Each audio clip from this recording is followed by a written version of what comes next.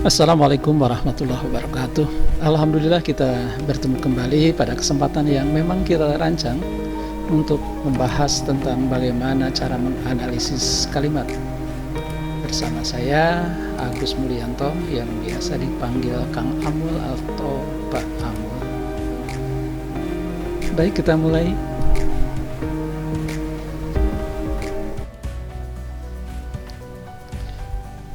Di medsos sekarang banyak beredar pertanyaan, sindiran, debat, diskusi tentang penyebar virus COVID-19. Orang miskin atau orang kaya? Awalnya dari postingan yang berisi konten ini kan, foto atau mungkin cuplikan video yang mengutip adanya salah seorang pejabat pemerintah, juru bicara pemerintah yang mengungkapkan kalimat seperti ini. Nih, saya ambil kalimatnya saja, kita kaji secara linguistik ya. Begini. Kelihatannya ada dua kalimat karena ada titik di sini. Ini kalimat pertama dan kalimat kedua. Tapi ada ketidaklaziman mengawali kalimat dengan dan. Mungkin maksudnya begini, yang kaya melindungi yang miskin agar hidup dengan wajar, dan yang miskin melindungi yang kaya agar tidak menularkan penyakitnya. Ini kan statementnya begini kan. Ini satu kalimat yang di dalamnya ada dua klausa. Klausa pertama, klausa yang kedua. Klausa pertama membahas yang kaya, klausa yang kedua membahas yang miskin. Jadi ini intinya bicara tentang yang kaya dan yang miskin. Kita kaji, kita analisis klausa yang pertama. Yang kaya melindungi yang miskin agar hidup dengan wajar.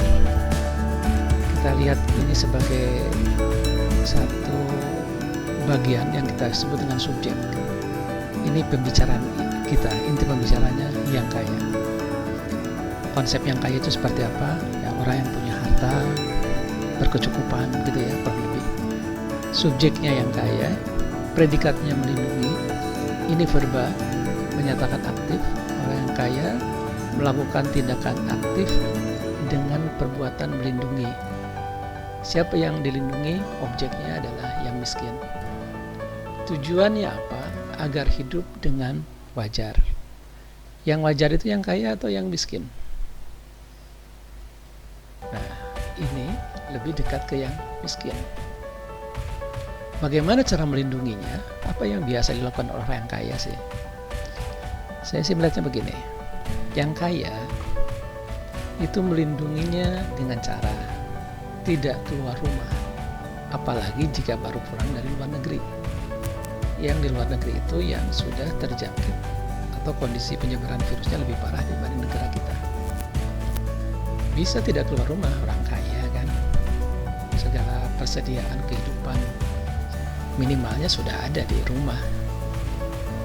Apalagi ya, memberikan donasi, berikan sumbangan, sukarela kan ini, mengeluarkan zakat. Jadi intinya dia tidak keluar rumah agar tidak menyebarkan penyakit. Itu ya pekerjaan melindunginya. Siapa yang dilindunginya? Yang miskin, agar hidup dengan wajar. Nah, karena ada perilaku-perilaku kegiatan seperti ini yang diuntungkan yang miskin ya. Dia bisa terbantu secara finansial, ekonomi, logistik juga.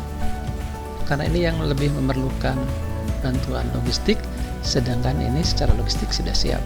Oke, coba saya ulangi.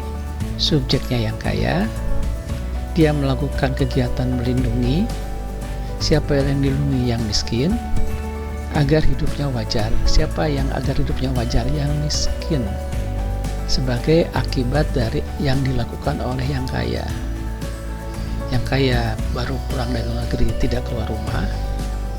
Jadi kalau dia berpotensi memiliki virus, terpapar virus, tidak menyebar ke yang lain, memberikan donasi, sukarela, mengeluarkan zakat, karena itu memang kewajiban, juga membayar pajak. Contoh yang lain, pesan makanan dan minuman ojol, ojek online. Nah, yang pengertian yang wajar ini ke yang miskin. Nah, wajar ini sebagai akibat dari tindakan orang yang kaya ini. Baik, sekarang kita lihat klausa yang kedua. Yang miskin melindungi yang kaya agar tidak menularkan penyakitnya. Kalimatnya, polanya sama dengan yang kaya.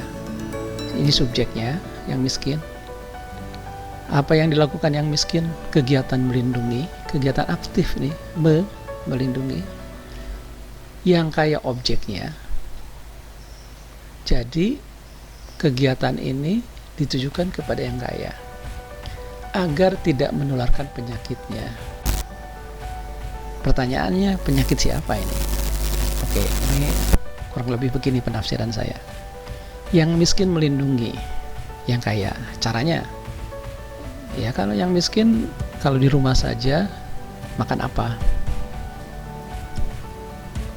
Gas habis, harus beli.